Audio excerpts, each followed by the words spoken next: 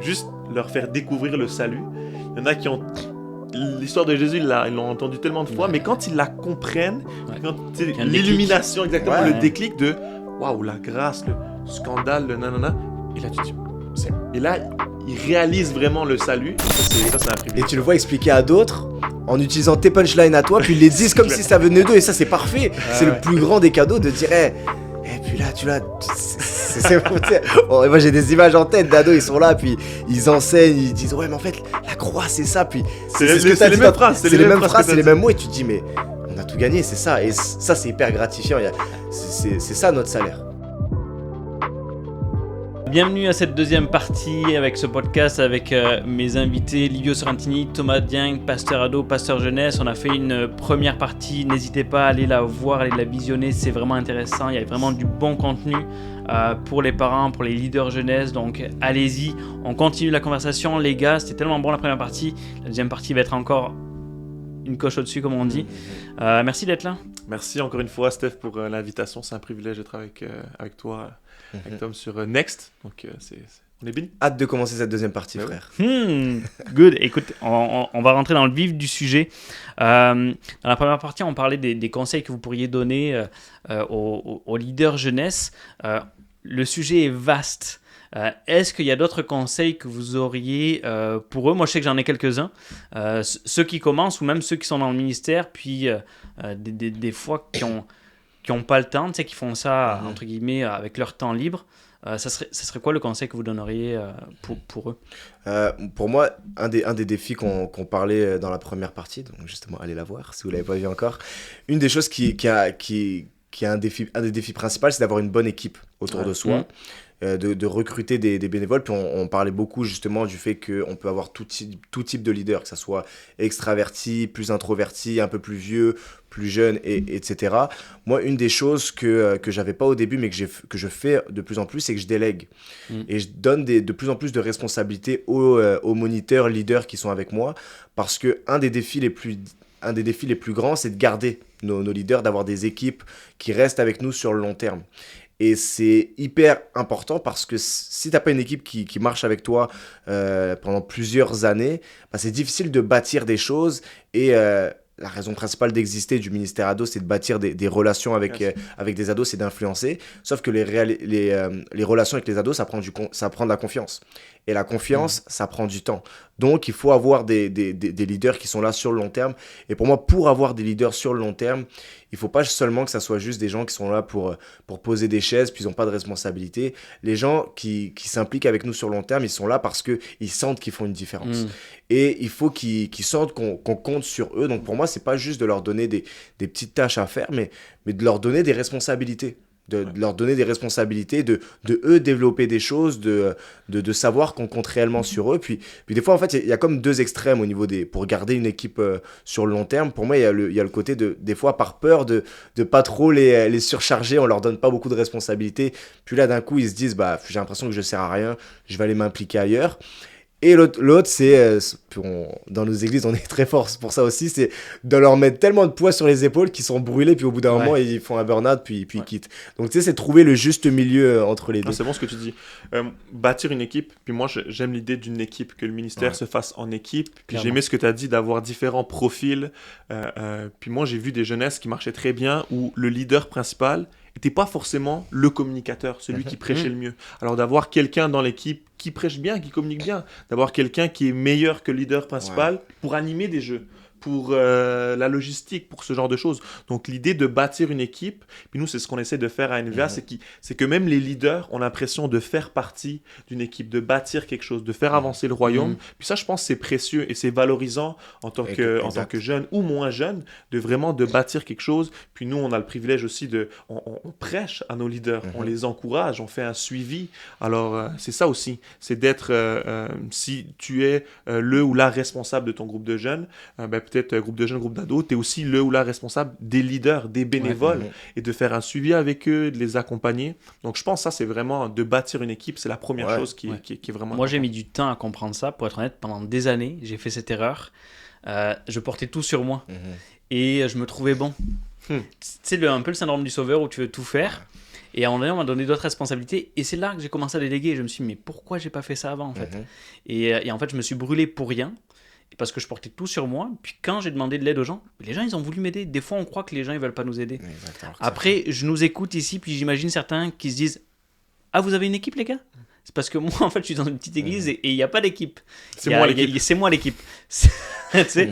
Donc, moi, si je pouvais donner un conseil là-dessus, c'est des fois, puis je rebondis aussi sur ce que vous dites, qu'il y a différents profils. C'est qu'on peut regarder, puis tu parlais de se comparer, puis des fois, il y a un problème à se comparer parce qu'on regarde à ce qu'on n'a pas. Mais des fois, en fait, on met rien en place pour changer les choses. Et souvent, les petites jeunesses, ou quand on est leader, on prend tout sur nous, on prend personne avec nous. Et des fois, souvent, l'erreur qu'on fait, c'est qu'on veut absolument avoir des personnes comme nous. Ouais. Tu sais, si on a un leader jeunesse jeune, qu'est-ce qu'on veut? On veut des jeunes. Mais des fois, un des trucs, c'est d'aller voir certains parents et demander de nous aider. Tu sais, faites partie de l'équipe et peut-être que ce ne sera pas des communicateurs, peut-être qu'ils ne sont pas très bons avec les jeunes, mais peut-être qu'ils peuvent gérer le PowerPoint, peut-être qu'ils peuvent gérer la logistique. Faire à manger. Faire à manger, faire des lifts, tu sais, amener les jeunes avec leur voiture, tout ça. Puis, non, moi, je crois que le miracle est dans la maison et que tu peux aller chercher d'autres parents, d'autres personnes qui sont là. Va les convaincre, c'est aussi ton boulot, quelque part, ta responsabilité. Mais je comprendrais des gens qui nous regardent et qui disent « Ok, vous avez une équipe, c'est normal, il y a du monde, etc. » Mais même là, il faut aller les chercher, il faut aller les convaincre. Puis eux aussi, il faut les pastorer d'une certaine manière. Mais c'est bon ce que tu dis. Puis moi, il y a aussi quelque chose où des fois, les plus vieux, de les impliquer, ça les fait encore plus s'impliquer, encore plus connecter avec Dieu. Moi, quand tu dis les plus vieux, tu veux dire les plus sages? Non, moi je parle les jeunes les plus... Ah, les jeunes, ok, je pense que tu parlais des bénévoles. Les jeunes, les plus vieux. Je sais pas si c'est clair là, mais... les jeunes les plus vieux, ouais. Genre, dans ton église, tu as des jeunes qui sont dans la vingtaine, par exemple, ou qui ont 18 ans, puis toi, ton groupe de jeunes, c'est de 12 à 18, je sais pas, peu importe. Mais d'aller voir les un peu plus vieux, et eux, déjà, de commencer à les impliquer, ça les fait rester, ça leur donne un sentiment de responsabilité aussi, même au niveau de leur relation avec Dieu, de l'implication. Moi, je pense qu'il y a quelque chose d'aller chercher, d'impliquer déjà les jeunes qui sont là aussi. Moi, une des choses qui a été game changer dans mon ministère à NVAdo à l'église Nouvelle-Vie, c'est justement le fait que j'ai élargi mes horizons au niveau des bénévoles qui pouvaient être dans mon équipe. C'est comme si moi, avant, au début, je me disais, moi, on est là pour faire des disciples.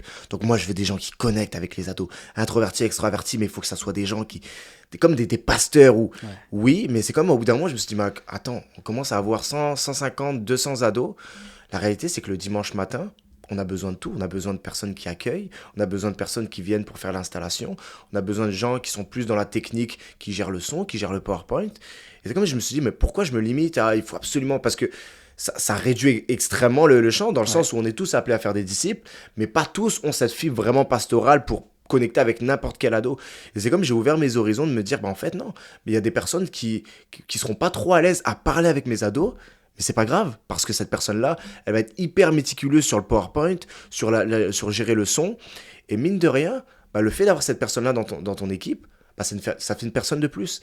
Et après, c'est que le monde attire le monde. C'est que même si plus tu as de personnes dans ton équipe, plus tu vas en avoir. Donc, il y a vraiment un côté où des fois, on est trop stické sur le type de profil qu'on cherche. Sur le type de profil, mais de vraiment l'élargir. Et une autre chose qui a été game changer, c'est, comme tu disais, d'impliquer les plus jeunes. Nous, normalement, à partir de 16-17 ans, ils arrêtaient de venir aux ados pour passer aux jeunes adultes.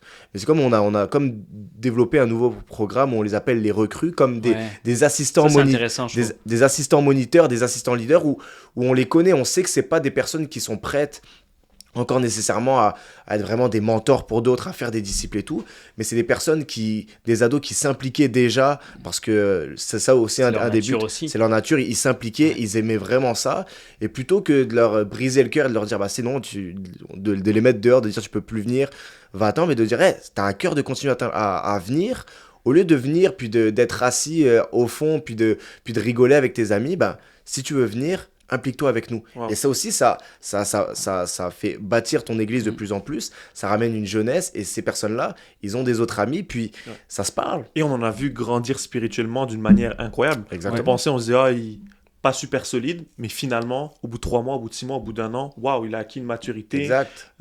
Fait que non, moi je pense... c'est l'idée de voir leur potentiel aussi, de le développer et de leur mettre le pied à l'étrier pour Absolument. le ministère aussi éventuellement. Et l'objectif du ministère ado, c'est ça. Finalement, c'est Exact. que ces ados-là deviennent des Mais disciples. bien sûr. Et c'est qu'il y a une continuité incroyable. Ouais, Et puis que c'est écrit même- derrière vous, tu sais, les enfants, les ados sont l'ex aujourd'hui, mais c'est les leaders de demain, puis à un moment donné, il va falloir Exact. les pousser. Excuse-moi, les Pousser le verre. Pousser le verre, c'est ça exactement. Une autre chose que tu as dit, tu sais, je veux pas me limiter dans les gens qui s'impliquent avec moi.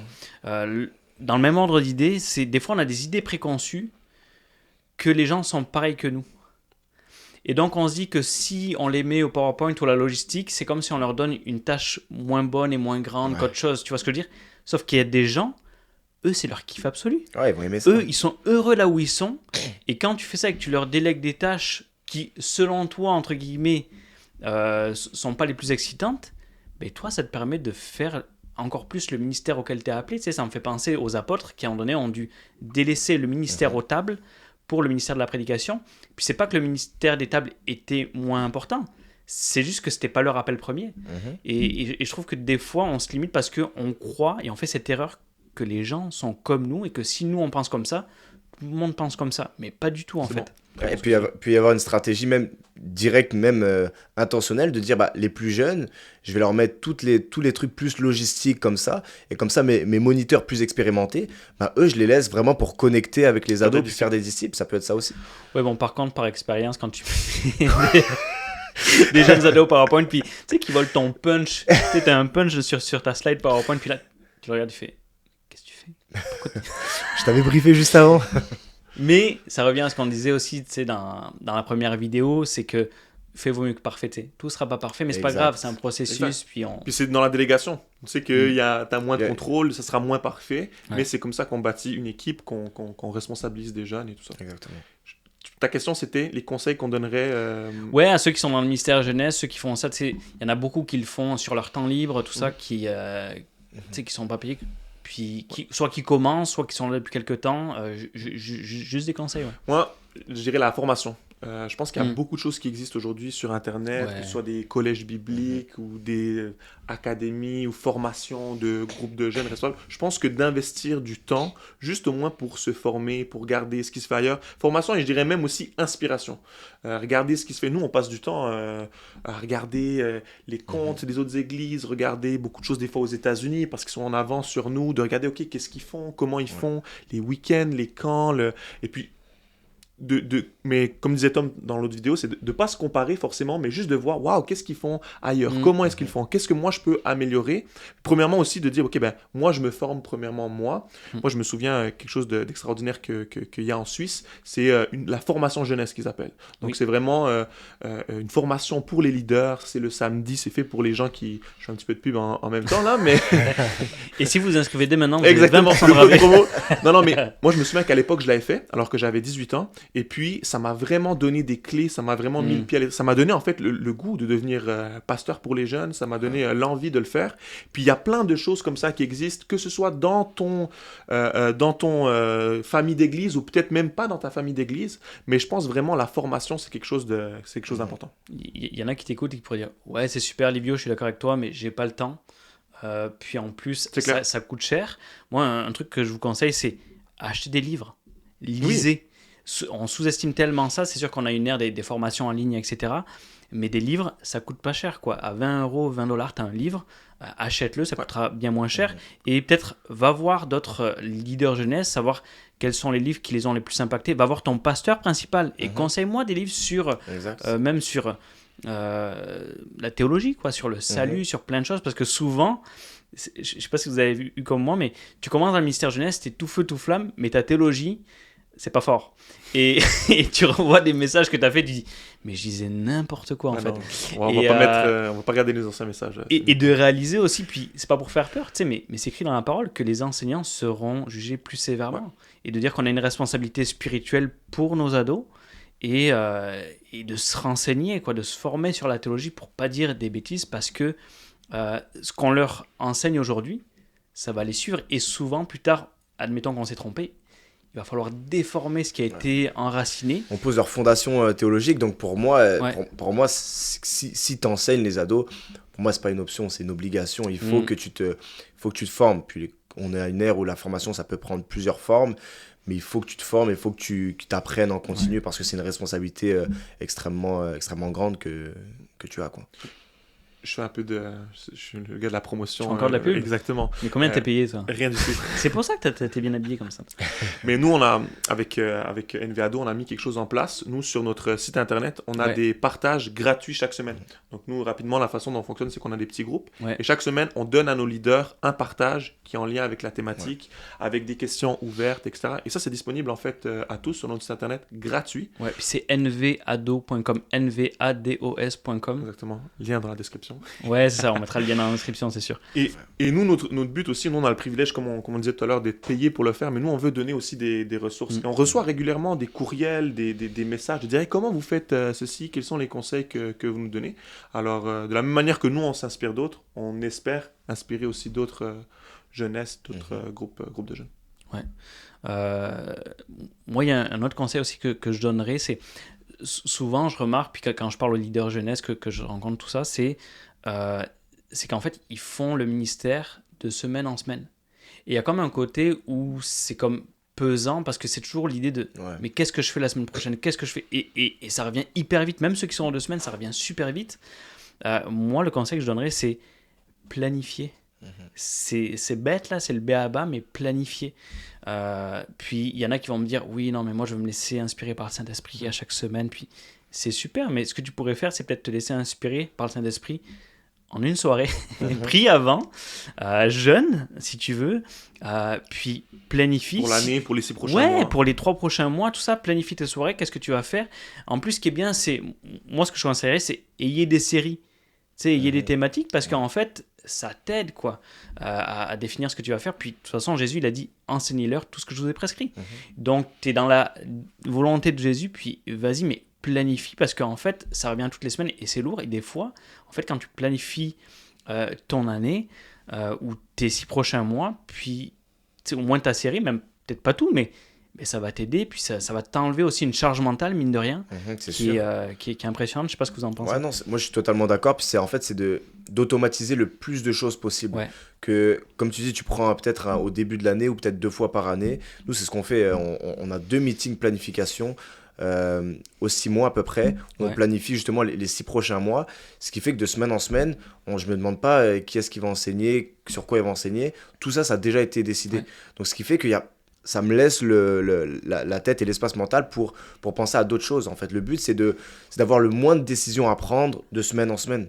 Donc, et le fait de planifier comme ça te permet aussi d'être intentionnel et de saisir des opportunités. Par exemple, le classique, mais à la Saint-Valentin, au mois de février, nous, on sait que c'est l'amour, les relations, tout ça. À chaque fois, on va avoir une thématique sur ce sujet-là.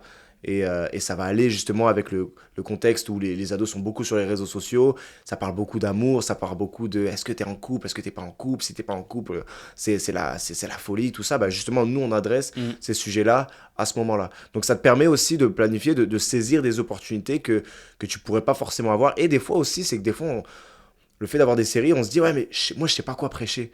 C'est comme j'ai l'impression que je suis pas assez inspiré, je lis ma Bible, puis en ce moment, dans mon plan de lecture, je suis dans Lévitique. Qu'est-ce que je vais dire aux ados sur Lévitique, mais d'avoir des brainstorms, puis d'inclure d'autres personnes. Ça peut être avec ton pasteur principal ou autre, qui ont plus d'expérience. Que souvent, même les dimanches matins, il y a sûrement des séries même aussi qui se font dans vos églises. Et d'avoir ça te permet de, ok, finalement, on va enseigner sur le livre de Pierre, puis on va voir 4 thèmes qui vont sortir. Puis là, l'inspiration, tout d'un coup, magiquement, elle va venir. Ça peut même être intéressant de faire les mêmes thématiques que le dimanche matin. Nous, on a déjà fait ça aussi. Tu veux dire que l'église... Oui, que l'église principale. Okay. Exactement, d'avoir les mêmes thématiques avec un angle plus jeunesse, avec aborder différents thèmes. Nous, des fois, on réagit aussi à l'actualité. C'est quelque chose de gros qui se passe dans l'actualité. Ça peut aussi être de l'adresser, de l'aborder. Nous aussi, le début d'année, c'est toujours un peu, on met les fondations, les basiques, ce qu'on appelle. Tu parles de septembre, janvier Janvier. Okay. Donc nous, c'est vraiment lit ta Bible. Prier à chaque jour. Exact. Lit ta Bible, prière, etc. Un petit peu les basiques. Mais de planifier, nous, c'est vraiment quelque chose qu'on essaye de faire. Et puis je pense qu'il pourrait être une bonne chose pour les pasteurs responsables. Ouais, c'est bon. Question personnelle, juste pour vous. C'est quoi puis vous faites le ministère ado depuis des années, c'est quoi que vous aimez particulièrement avec le ministère ado dans ce que vous faites? Et vous qui prêchez aussi aux adultes, c'est quoi la différence entre prêcher aux adultes et prêcher aux ados? 2 questions en une. Je peux y aller. Pour moi, tu parlais des choses qu'on aime. Moi, ce que j'aime, pour moi, ministère ado, pour moi, le mot qui vient en tête, c'est liberté. Dans le sens où on a une liberté, puis on peut vraiment, une authenticité qu'on peut avoir, où le dimanche matin, on va être un peu plus conservateur, parce qu'on parle à différents types de publics. Tu peux avoir des ingénieurs, des avocats, des médecins, des personnes de 60 ans, des personnes de 20 ans, des personnes qui sont malades, des personnes qui ont vécu un divorce. Différents backgrounds. Exact, donc pour les rejoindre tous, c'est comme tu dois être un peu plus conservateur. Ouais. Là, les ados, ils se ressemblent pas mal. Tu sais un peu à quoi t'attendre, tu sais c'est quoi leur défi. Donc, ce qui fait que dans les implications, tu peux être encore plus ciblé. Et dans ta manière de parler, c'est comme... Étant donné que les ados sont moins dans le côté être conformiste, je sais pas si c'est ça le mot, sont moins conformistes, tout ça, on peut plus se lâcher. Donc c'est pour ça que moi je dis à chaque fois le ministère ado c'est le meilleur ministère, parce qu'on a le côté profond de la prédication où ils sont capables d'en prendre. Souvent ça c'est une des choses aussi, on sous-estime, on pense que les ados il faut leur prêcher des petits messages bonbons, les Jonas dans le poisson, tout ça, alors qu'ils sont capables vraiment d'avoir une de comprendre puis d'assimiler une théologie vraiment profonde. Donc tu as le côté de tu fais vraiment des disciples, tu prêches vraiment l'évangile, tu vas vraiment en profondeur sur différents sujets théologiques. Et d'un autre côté, tu peux avoir du fun, tu peux faire des jeux extrêmes où, j'en sais rien, ils se mettent du yaourt sur la tête. Tu peux avoir une folie, t'as le meilleur des deux mondes en fait. T'as le côté folie, fun et le côté vraiment deep, spirituel. Donc moi, c'est des choses que j'aime beaucoup.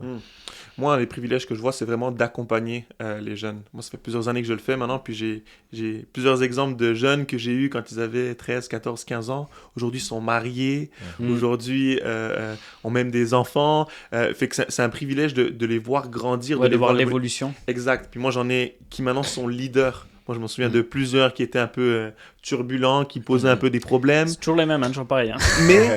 Mais maintenant, aujourd'hui... Wow, ils servent avec nous, ils sont impliqués, ils sont sérieux, tu les vois grandir, tu les vois être des mentors pour d'autres. Puis ça, de pouvoir être là, être présent pour eux à des moments charnières de leur vie. De vie. Et puis moi, je l'ai vécu dans ma propre vie. J'ai des noms en tête de gens qui ont été là, présents pour moi à des moments tellement importants. Et en fait, nous, c'est notre objectif, c'est d'être ces personnes-là pour nos jeunes. De dire, Thomas, il a tellement été présent pour moi lorsque j'avais des moments difficiles, etc. Et en fait, lui, il est challengé, lui ou elle est challengé à être maintenant présent pour d'autres. Puis de voir cette évolution, pour moi, c'est vraiment un privilège de les voir bébés spirituels, avoir de la difficulté à lire la parole de Dieu, à prier, et puis des fois à les entendre quelques années plus tard, puis dire, oh wow, tout le chemin parcouru, toute la maturité spirituelle qui a été acquise. C'est vraiment un privilège. Puis moi, j'ajouterais 2 choses. Il y a une des choses que moi, j'aime trop, justement, dans le fait d'enseigner aux ados, c'est que tu leur fais découvrir les histoires bibliques. C'est que les dimanches matins, à chaque fois, ton défi, c'est d'être créatif, parce que le message que tu vas prêcher, le texte biblique que tu vas prêcher, ils l'ont entendu déjà prêcher 10 fois. Donc, comment est-ce que je peux trouver un nom ? Mais là, pour la plupart, ça, ils sont incultes bibliquement, en fait. Pour la plupart, tu leur fais découvrir. C'est limite, tu vas arriver, Jésus, il est mort. Oh non, mais il est ressuscité 3 jours plus tard, c'est pas vrai. C'est limite ça, tu sais. Il y a vraiment un côté où tu peux leur faire découvrir. Il y a pas longtemps, moi, j'ai prêché un message aux ados sur le livre de Osée. Donc, il fallait oser. Un livre un message sur ce livre-là. Et puis là, dans le côté narratif, avec comment il épouse une prostituée, tout ça, ils étaient là, oh non, c'est pas vrai, c'est incroyable, tout ça. Donc ça, c'est pour un prédicateur, c'est génial, tu peux bâtir les fondations et tout. Puis une deuxième chose que j'aime vraiment beaucoup chez les ados, c'est leur côté direct. C'est ce qui peut faire peur aussi à certains de s'impliquer dans le ministère ado. Mais moi, je trouve que c'est une force. Puis moi, c'est un kiff total parce que tu peux être direct avec eux. Tu n'as pas besoin de prendre des pincettes pendant... C'est qu'eux, ils sont directs avec toi et toi, tu es direct avec eux. Donc, ce qui fait on ne perd pas de temps. On ne perd pas de temps dans le small talk. Exactement. On peut directement parler des vraies affaires, directement aller dans le vif du sujet. Et ça nous permet des fois d'aller plus rapidement dans des choses deep et profondes, puis d'avancer ensemble. Donc ça, c'est des choses que j'apprécie beaucoup dans le ministère ado. Moi, pour l'avoir fait pendant des années, ce que j'aime avec les ados, c'est what you see is what you get. Exact. Tu les vois, ils sont là. Et en fait, ils sont en vrai, contrairement à ce qu'on pourrait penser, de dire ils aiment les filtres sur les réseaux sociaux, tout ça. Non, quand tu les as en vrai, ils sont real, ils sont en vrai, puis t'es direct. Et moi, une des choses que j'ai aimé faire le ministère, et que j'aime toujours d'ailleurs faire le ministère au niveau des enfants et des ados, c'est que tu peux être toi-même. Mhm. Tu sais, t'as pas à mettre un masque, tu peux être authentique, tu peux t'habiller en jeans, t-shirt, vas-y, go mon ami. Des blagues, des illustrations. Faire des blagues, des illustrations, des trucs, des blagues que tu pourrais pas faire aux adultes. Exact. Mais je trouve ça génial. Et puis c'est vrai qu'il y en a, comme tu dis, justement, ça leur fait peur, mais une fois que t'as passé ça, bah, c'est génial, quoi, franchement. Vraiment. Ouais.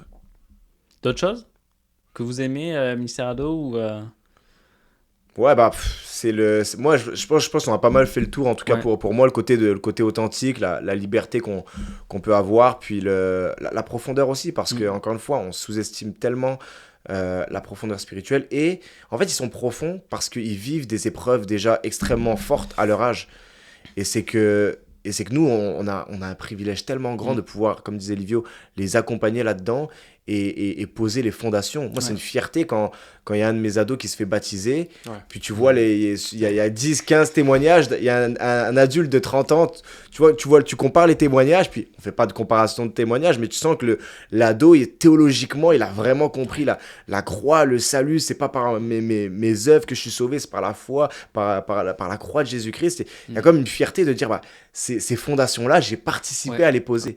Donc, c'est vrai que ça, c'est un privilège, je trouve, d'être pasteur ado, c'est que tu vois quand même assez rapidement les fruits du ministère que tu fais et de l'impact que ça a dans les vies, dans les cœurs, quoi. Exact.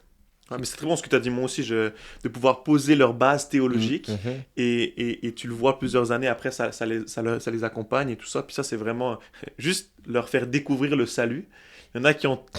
L'histoire de Jésus, ils l'ont entendu tellement de fois, mais quand ils la comprennent, quand l'illumination, exactement, le déclic de waouh, la grâce, le scandale, le nanana, et là tu dis, et là ils réalisent vraiment le salut, et ça c'est un privilège. Et tu le vois expliquer à d'autres en utilisant tes punchlines à toi, puis ils les disent comme si ça venait d'eux, et ça c'est parfait. C'est le plus grand des cadeaux de dire, et puis là,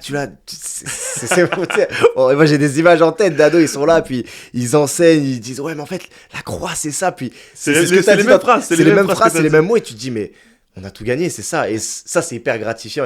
C'est ça notre salaire. Enfin, pas juste ça, parce qu'il faut quand même qu'on mange, mais notre récompense elle est là, quoi. J'ai des muffins après le podcast, les gars. Merci. Souvent, quand je parle aux leaders ados, que je fais des formations, tout ça, le truc qui revient souvent, la demande, c'est « Ah, mais c'est quoi les techniques? C'est quoi les outils ?» C'est comme si on essayait de trouver le truc pour, comme on disait tout à l'heure, être cool, la formule, le machin. Mais c'est quoi les défis des ados et des jeunes qu'on doit comprendre aujourd'hui si on veut pouvoir les rejoindre et être pertinent pour eux? C'est quoi les défis qu'ils vivent? Parce que dans le sens que on est souvent centré sur nous-mêmes, entre guillemets, en tant que leader jeunesse. Nous, ce qu'on va faire, ce qu'on veut leur donner. Ouais, exactement. Ouais, puis des fois, je pense aussi juste notre réalité en tant que leader et la réalité que les ados vivent, et elle est vraiment différente. En tout cas, moi, je le vois lorsque j'ai commencé, puis aujourd'hui que je vieillis, je mature, je vois que ma réalité est toujours plus loin de celle des ados. Et entre guillemets, il faut faire ce pont-là, puis c'est de plus en plus difficile. Puis on parlait tantôt des leaders un peu plus vieux, un peu plus âgés, qui eux, leur réalité est encore plus loin parfois des ados. Mais je pense juste de comprendre, de s'intéresser, même un peu sociologiquement, qu'est-ce qu'ils vivent. Il n'y a pas besoin d'être sur Instagram, Snapchat, TikTok, mais juste de comprendre parfois c'est quoi les défis qu'ils vivent, c'est quoi l'univers dans lequel ils vivent. Je pense que ça permet vraiment de les rejoindre encore d'une meilleure manière. Ouais, je crois que tu as raison. Est-ce qu'il y a d'autres défis que vous voyez aussi? Moi, un des grands défis que je vois, c'est que pour moi, on est dans une ère de confusion. C'est qu'il y a tellement de messages contradictoires qui sont donnés, que ça soit sur l'identité, sur ce que c'est le succès, ce que c'est la vraie réussite. Les ados sont tellement bombardés avec les réseaux sociaux, tout ça. On n'a jamais été plus informés qu'aujourd'hui. Mais on n'a jamais été plus confus qu'aujourd'hui. Et plus désinformés aussi. Plus désinformés, exactement. Il y a tellement de fake news, de faux messages, tout ça, contradictoires, que l'ado, il est là-dedans, il est hyper confus, il a besoin de clarté. Et tu rajoutes à ça qu'on vit dans un monde où il y a de plus en plus de relativisme. Donc ça, c'est des mots qui sont, entre guillemets, compliqués, mais c'est la réalité que les ados vivent, où tout est remis en question. Ouais. Le vrai, est-ce qu'il est vraiment vrai? Le faux, est-ce qu'il est vraiment faux? Finalement, il peut y avoir plusieurs vérités. Donc il y a tellement de confusion. Pour moi, ça, c'est un des plus grands défis que les ados vivent en ce moment. Et c'est une des plus grandes opportunités.